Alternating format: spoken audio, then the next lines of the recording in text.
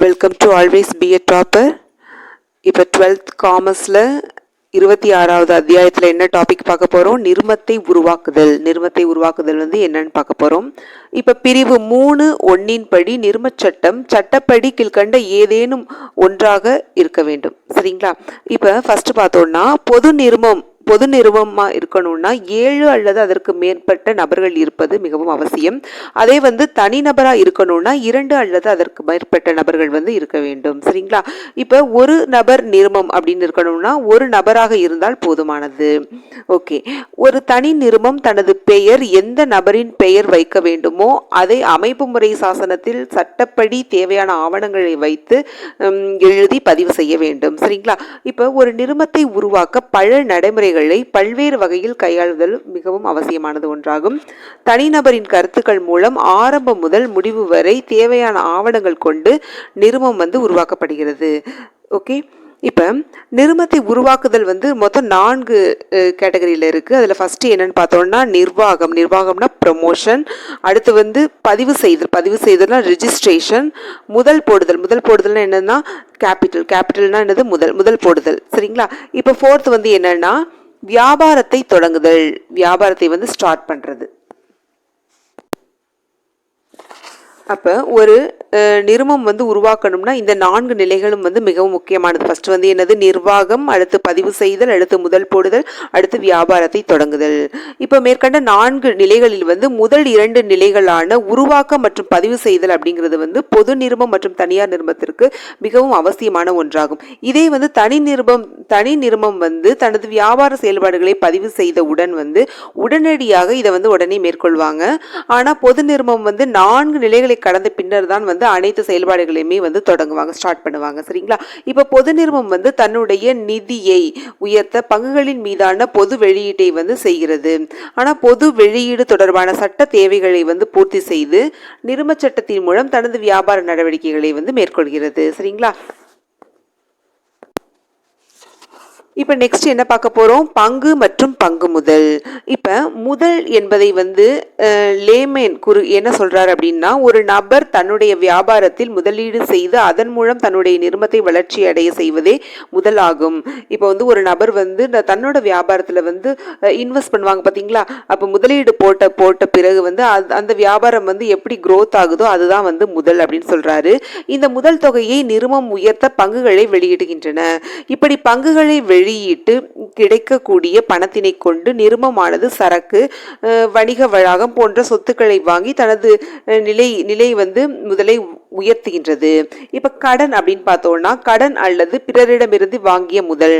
இப்ப ஒரு business start பண்ணணும்னா ஒன்று கடன் தன்னிடம் உள்ள முதலை போடுவாங்க. தங்கள்கிட்ட பணம் இல்லைன்னா மற்ற இடத்துல கடன் வாங்குவாங்க.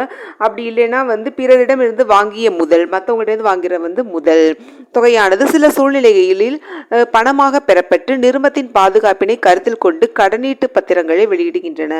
ஆனால் இதற்கு முதல் என்ற வார்த்தை பயன்படுத்தக்கூடாது. சரிங்களா?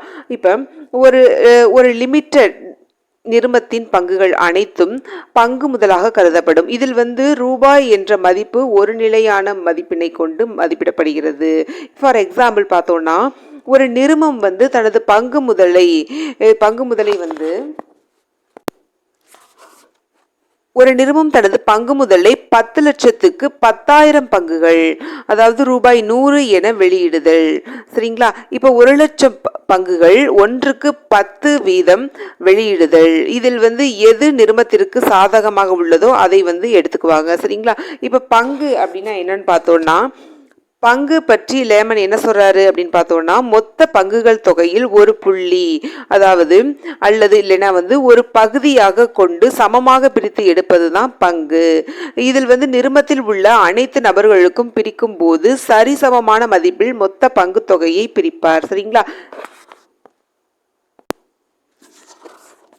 இப்ப நிறுவன சட்டப்படி, அதாவது 2013 பிரிவு 284 படி பங்கு அப்படின்னா என்னன்னு பார்த்தோம்னா நிறுவனத்தின் பங்கு மூலதனம் ஆகும். அதாவது இதில் பங்கு தொகையும் இன்க்ளூட் ஆயிருக்கும். பங்கு தொகுதிக்கும் பங்கிற்கும் வெளிப்படையாகவோ மறைமுகமாகவோ வேறுபாடு எதுவுமே சொல்லப்படாத நிலையில் மட்டுமே பங்கு என்பதில் பங்கு தொகுதியும் உள்ளடங்கும். சரிங்களா? ஓகே, இப்போ பங்குகளோட வகைகள் என்னன்னு பார்ப்போம். இப்போ பங்குகள் வந்து நிறுமச் சட்டம் 2013 பிரிவு 13 ஆனது பங்குகளால் பொறுப்பு வரையறுக்கப்பட்ட நிறுவனங்களை 2 வகைகளாக பங்குகளை வெளியிட மட்டுமே அனுமதிக்கிறது. அது என்னன்னு பார்ப்போம். ஃபர்ஸ்ட் வந்து என்னன்னா சாதாரண பங்கு முதல். இது வந்து 2 வகைப்படும். ஃபர்ஸ்ட் வந்து சாதாரண பங்கு முதல், இது வந்து 2 வகைப்படும். ஒன்று வந்து என்னன்னு பார்த்தோம்னா வாக்களிக்கும் உரிமைகளுடன் கூடிய சாதாரண பங்கு முதல். செகண்ட் வந்து பங்காதாயம், அதாவது வாக்களித்தல் தொடர்பான மாறுபட்ட உரிமைகளுடன் கூடிய, அதாவது அல்லது இதற்கென குறிப்பிட்டுள்ள நிபந்தனைகளின்படி அல்லது விதிகளின்படி வெளியிடப்படும் சாதாரண பங்கு முதல். அடுத்து வந்து என்னன்னு பார்த்தோம்னா முன்னுரிமை பங்கு முதல். அதாவது ஃபர்ஸ்ட் என்ன பார்த்தோம், சாதாரண பங்கு முதல் பார்த்தோம். அடுத்து வந்து முன்னுரிமை பங்கு முதல். சரிங்களா? இப்ப சாதாரண பங்குகளின் பொருள் அப்படின்னா, சாதாரண பங்குகளின் பொருள்னா பார்த்தோம்னா சாதாரண பங்குதாரர்கள் நிறுவனத்தின் உண்மையான உரிமையாளர்கள் தான். சரிங்களா? இவர்கள் தான் என்னன்னா நிறுவனத்தின் நடவடிக்கைகளை கட்டுப்படுத்தும் அதிகாரமும் இயக்குனர் அவையை தேர்ந்தெடுக்கும் அதிகாரமும் உடையவர்கள். அதாவது சாதாரண பங்குகளின் பொருள் வந்து என்னன்னு பார்த்தோம்னா சாதாரண பங்குதாரர்கள் வந்து நிறுவனத்தின் உண்மையான உரிமையாளர்கள். அவங்க தான் வந்து உண்மையான உரிமையாளர்கள். இவர்கள் வந்து நிறுவனத்தின் நடவடிக்கைகளை கட்டுப்படுத்தவும் அதிகாரம் செய்யவும் உரிமையுடையவர்கள். இயக்குனர்கள் அவையை தேர்ந்தெடுக்கும் உரிமையும் அதிகாரமும் இவர்களுக்கு உண்டு. சரிங்களா? ஓகே, இப்ப அடுத்து வந்து என்னன்னு பார்த்தோம்னா முன்னுரிமை பங்குகள். இப்ப நிறுவனச் சட்டம் 2013 பிரிவு 42 படி முன்னுரிமை பங்குகள் அப்படின்னா என்னன்னு பார்த்தோம்னா பங்குதாரர்கள் நிறுவனம் இயங்கும் போதும் கலைக்கப்படும் போதும் சாதாரண பங்குதாரர்களை விட முன்னுரிமையை பெறுவதால் இது இப்பெயரால் அழைக்கப்படுகிறது. ஏன் முன்னுரிமை பங்குகள்னு பெயர் வந்ததுன்னா, இப்ப வந்து பங்குதாரர்கள் வந்து நிறுவனம் இயங்கும் போதும் சரி கலைக்கப்படும் போதும் சரி சாதாரண பங்குதாரர்களை விட இவங்களுக்கு வந்து ஃபர்ஸ்ட் ப்ரிஃபரன்ஸ் கொடுக்கறதுனால சரிங்களா முன்னுரிமையை பெறுவதால் இப்பெயர் பெற்றுள்ளது. சரிங்களா? இப்பங்குகளுக்கு இந்த உரிமை வழங்கப்பட்டுள்ளதால் பங்காதாயம் விகிதமும் ஒரு குறிப்பிட்ட விகிதமாகவே உள்ளது. மேலும் சாதாரண பங்குதாரர்களுக்கு சட்டத்தின் மூலம் அளிக்கப்பட்டு உள்ள உரிமைகள் எதுவும் முன்னுரிமை பங்குதாரர்களுக்கு கிடையவே கிடையாது. சரிங்களா? இப்ப முன்னுரிமை பங்குகளின் வகைகள் அப்படின்னு பார்த்தோம்னா 8 வகைகளாக பிரிக்கப்படுகிறது. முன்னுரிமை பங்குகள் மொத்தம் எத்தனை வகைகளாக இருக்கு? 8 வகைகளாக இருக்கு. ஃபர்ஸ்ட் வந்து என்னன்னு பார்த்தோம்னா குவிவு முன்னுரிமை பங்குகள். அதாவது 8 வகைகள்ல வந்து ஃபர்ஸ்ட் வந்து குவிவு முன்னுரிமை பங்குகள். அதாவது அனைத்து பங்காதாய நடவடிக்கைகள் வந்து ஒரு சிறப்பான முறையில் செலுத்தி இறுதி வரையிலும் குறிப்பிட்ட காலம் முடியும் வரை பயன்படுத்தப்படும். அதாவது குவிவு முன்னுரிமை பங்குகள்னா என்னன்னு பார்த்தோம்னா அனைத்து விதமான பங்காதாய நடவடிக்கைகளும் ஒரு சிறப்பான முறையில் செலுத்தி இறுதி வரையிலும் குறிப்பிட்ட காலம் முடியும் வரையிலும் இது பயன்படுத்தப்படும். அடுத்து வந்து குவியா முன்னுரிமை பங்குகள் பார்த்தோம்னா ஒருங்கிணைக்கப்பட்ட முன்னுரிமை பங்குகளுக்கு எதிராக இருப்பது ஒருங்கிணைக்கப்படாத முன்னுரிமை பங்குகள் ஆகும். சரிங்களா? அதாவது இதில் பங்காதாயம் என்பது ஒவ்வொரு ஆண்டின் லாபம் கணக்கிடப்படும் போதும் வழங்கப்பட்டுவிடும். சரிங்களா? இதில் வந்து இறுதி வரை வருதல் எதுவாக வேணாலும் இருக்கலாம். சரிங்களா? 8 வகைகள்ல மூணாவதா என்ன இருக்கு? மீள்தகு முன்னுரிமை பங்குகள். ஒரு நிலையான காலம் அல்லது தவணை நாள் முடிந்து பெறக்கூடியது வந்து என்னது? இந்த வகையான மீள்தகு முன்னுரிமை பங்குகள். அதாவது மீள்தகா முன்னுரிமை பங்குகள்னு பார்த்தோம்னா நிறுமத்தை கலைக்கும் போதும் அல்லது சொத்துக்களை விற்று நீர்மைத்தன்மை ஆக்கும் போதும் சரி பெறக்கூடிய பங்குகள் வந்து மீள்தகா முன்னுரிமை பங்குகள். அடுத்து மாற்றக்கூடிய முன்னுரிமை பங்குகள். ஒரு குறிப்பிட்ட காலகட்டத்தில் வந்து சாதாரண பங்குகளை வந்து எளிதில் மாற்றக்கூடிய தன்மை கொண்டதாக இது திகழ்கிறது. சரிங்களா? இப்போ மாற்ற முடியாததுன்னு பார்த்தோம்னா எந்த விதமான சூழ்நிலையும் பங்குகளை மாற்றவே இயலாத தன்மை கொண்ட பங்குகள் தான் இந்த மாற்ற முடியாத முன்னுரிமை பங்குகள்.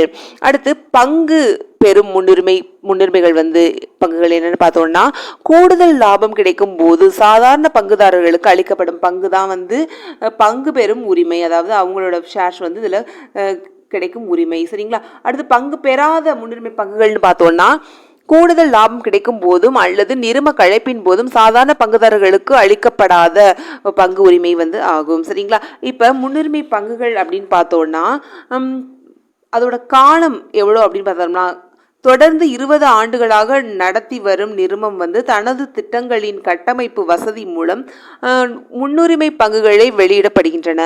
அப்படி 20 ஆண்டு முதல் 30 ஆண்டுகளுக்குள் தனது பங்குகளில் 10% குறைத்து வெளியிடப்படும். அதாவது முன்னுரிமை பங்குகளின் காலம் வந்து 20 வருஷத்திலிருந்து 30 ஆண்டுகளுக்குள் தனது பங்குகளின் 10% குறைத்து வெளியிடப்படும். சரிங்களா? ஓகே, இப்போ பங்குகளை வெளியிடுதல் அப்படின்னா என்னன்னு பார்த்தோம்னா, பங்குகளை வந்து முகமதிப்பில் வெளியிடுதல், அப்புறம் முனைமத்தில் வெளியிடுதல் அப்படின்னு நம்ம சொல்லலாம். சரிங்களா?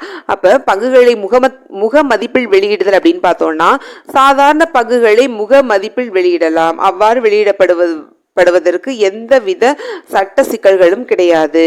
ஆனா முனைமத்தில் வெளியிடும் பங்குகள் அப்படின்னு என்னன்னு பார்த்தோம்னா, நிறுமம் ஒன்று அதன் பெயரளவு மதிப்பிற்கு கூடுதலான ஒரு விலைக்கு அதன் பங்குகளை விற்க இயலும். கூடுதலா விற்கணும், அதோட ஷேர்ஸ் வந்து கூடுதலா விற்க போறோம் அப்படின்னு பார்த்தோம்னா அதை வந்து என்னன்னா முனைமத்தில் பங்குகளை வெளியிடுதல் என்று சொல்லலாம். சரிங்களா? இப்ப பங்குகள் மீது பெறப்படும் முனைம தொகையானது ஈடுகள் முனைமை கணக்கு என்ற ஒரு கணக்கிற்கு அனுப்பப்படும். அதாவது இதோட பிரிவு என்னன்னு பார்த்தோம்னா 78.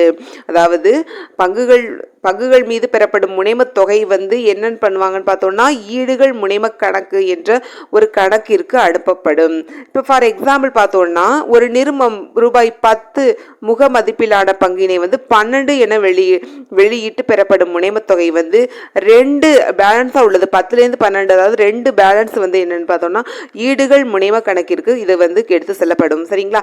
இப்ப இதுல பாருங்க, ஃபர்ஸ்ட் பாயிண்ட் முதன்மை செலவுகளை போக்கெழுதியது, அடுத்து செலவுகளை போக்கெழுதியது, அதாவது தரகு செலுத்தியது அல்லது தள்ளுபடி அனுமதித்தது, பங்குகளின் வெளியீட்டு கடன் பத்திரங்களின் வெளியீடு.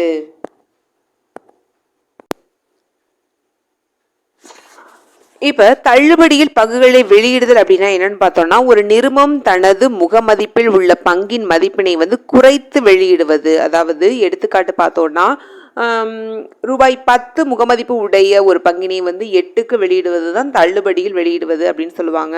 ஆனால் நிறுமச் சட்டம் 2013 பிரிவு 53 படி தள்ளுபடி பங்குகளை வெளியிடுதல் தடை செய்யப்பட்டுள்ளது. சரிங்களா? இப்ப பணியாளர் சாதாரண பங்கு வெளியிடுதல் அப்படின்னு பார்த்தோம்னா நிறுமச் சட்டம் 2013 பிரிவு 54 படி பணியாளர் சாதாரண பங்கு வெளியீடு என்பது தள்ளுபடியில் வெளியிடலாம் என கூறுகிறது. அதாவது பணியாளர்கள் சாதாரண பங்கு வெளியீடு என்பது பணியாளர்கள் அல்லது இயக்குநர்களுக்கான ஒரு தள்ளுபடியில் அல்லது ரொக்கமற்ற மறுபயனுக்கு அவர்கள் அளித்த அறிவிப்பிற்கு அல்லது அறிவாற்றல் சார்ந்த சொத்துரிமைக்கு அல்லது அவர்கள் கூட்டிய மதிப்பிற்கு அளிக்கப்படுகிறது. சரிங்களா? இப்ப நெக்ஸ்ட் வந்து என்ன பாருங்க, ஊக்கப்பங்குகள்னா என்ன? செயல்முறை விதிகளின்படி ஒரு நிறுவனமானது தனது முதலில் ஏற்பட்ட லாபத்தை பெருக்கும் நோக்கில் முழுவதும் செலுத்தப்பட்ட பங்குகளை தான் என்னன்னு சொல்லுவாங்க, ஊக்க பங்குகளாக வெளியிடுவாங்க. சரிங்களா? இது நிறுவனத்தின் பொதுவான இயல்புகளுக்காக வெளியிடப்படுகிறது. குறிப்பா சொல்லணும்னா நிறுவனத்தின் உபரிகளையும், அதாவது நிறுவனத்தில் மீதியாக உள்ள மற்றும் காப்புகளையும் முறையாக பயன்படுத்துதல் ஆகும். முந்தைய பங்குதாரர்கள் எந்த விதமான மறுபயன் எதிர்பார்க்காமல் இது வெளியிடப்படும். அதுல வந்து ஃபர்ஸ்ட் என்னன்னு பார்த்தோம்னா முழுவதும் அல்லது பகுதி அளவு செலுத்தப்பட்ட பங்குகள், செகண்ட் வந்து புதிய பங்குகளை வெளியிடுதல். அடுத்து உரிமை பங்குகள். ஒரு நிறுவனமானது தனது உரிமை பங்குகளை வெளியிடும். அதாவது அதோட முக்கிய நோக்கம் என்னன்னு பார்த்தோம்னா நிறுவனத்தின் பங்களிப்பு பங்கு முதலை உயர்த்துவதுதான். அதோட இந்த வெளியீடுகள் செயல்முறை விதிகளுக்கு உட்பட்டு இருக்கும். அந்த நிறுவனத்தில் உள்ள பழைய சாதாரண பங்குதாரர்களுக்கு கடிதத்தின் மூலம் முதலாக வெளியிடப்படும். அப்படி செய்யும் வெளியீடு விகிதாச்சார அடிப்படையில் மேற்கொள்ளப்படும். அடுத்து பங்கு சான்றிதழ். அதாவது பங்குதாரர்களின் உடைமைக்கு உண்மை சாட்சியாக கருதுவதுதான் இந்த பங்கு சான்றிதழ். இந்த சான்றிதழ் மூலம் அதில் குறிப்பிடப்பட்டு உள்ளவர்களுக்கு தமது நிறுவனத்தின் பங்குகளின் மீதான உரிமையை நிறுவனம் அறிவிக்கிறது. ஸோ அந்த சான்றிதழ்களில் குறிப்பிட்டுள்ள எண்களுடைய பங்குகளை அவர் யாருக்கு வேண்டுமானாலும் சேல்ஸ் பண்ணலாம், இல்லைன்னா மாற்றி தரும் உரிமை பெறுகின்றார் என நிறுவனச் சட்டம் 2013 பிரிவு 45 கூறுகிறது. உரிமை வேறு உரிமைக்கு சாட்சியம் என்பது வேறு. பங்கு சான்றிதழ் என்பது உரிமைக்கு சாட்சியமே தவிர உரிமை கிடையாது. ஸோ பங்கு சான்றிதழ் ஒருவர் வாங்கி விடுவதால் பங்குகள் வாங்கியவர் பெயருக்கு தானாக மாறிவிடாது. இப்ப பங்கு சான்றிதழ் வந்து என்னென்ன நடவடிக்கைகள்லாம் இன்க்ளூட் பண்ணியிருக்குன்னு பார்ப்போம். மொத்தம் 7 விதமான நடவடிக்கைகள் வந்து பங்கு சான்றிதழ்ல இருக்கு. அது வந்து என்ன பார்த்தோம்னா நிறுவனத்தின் பெயர், வெளியீடு தேதி, உறுப்பினர்கள் தொடர்பான விவரம், பங்குகளின் பயனளிப்பு, பெயரளவு மதிப்பு, செலுத்தும் மதிப்பு, வரையறுக்கப்பட்ட எண். ஓகே, அடுத்து என்ன பார்ப்போம்? பங்குரிமை ஆணை. பங்குரிமை ஆணை அப்படின்னா நிறுமம் வழங்கும் ஒரு ஆவணம், டாக்குமெண்ட் சொல்லுவாங்க. பங்குரிமை ஆணையின் குறிப்பிடப்பட்டுள்ள எண்களுக்குள்ள பங்குகள் மீது இதனை வைத்திருப்பவருக்கு உரிமை உள்ளது என வாக்குறுதி அளித்து நிறுமம் தனது பொது முத்திரையுடன் இதனை வெளியிடப்படும். அதாவது நிறுமம் ஏற்கனவே மத்திய அரசிடம் பெற்ற அனுமதியை வைத்துக்கொண்டு செயல்முறை விதிகளின்படி பங்குரிமையை ஆணையை வெளியிடுவது. சரிங்களா? இப்ப பங்குதாரர்கள் பங்கு சான்றிதழ்கள் பெறும்போதே அவர்களுக்கு பங்குரிமை ஆணை வேண்டும் எனில் தேவைப்படும் கட்டணங்களை முறையாக செலுத்த வேண்டும். பங்குரிமை ஆணையில் குறிப்பிட்டுள்ள எண்களுக்கு பங்குகளை சேல்ஸ் பண்ணுவாங்க. இந்த ஆணையை வழங்குபவரிடம் வாங்குபவரிடம் வழங்குவதன் மூலம் மட்டுமே மாற்றிவிடலாம். உறுப்பினர் பதிவேட்டிலும் உறுப்பினர் பெயர் நீக்கப்பட்டு பங்குரிமை ஆணை வழங்கப்பட்டு செய்தி குறிப்பிடப்பட்டு விடுவதால் இவற்றை பதிவு செய்ய வேண்டிய அவசியம் கிடையாது.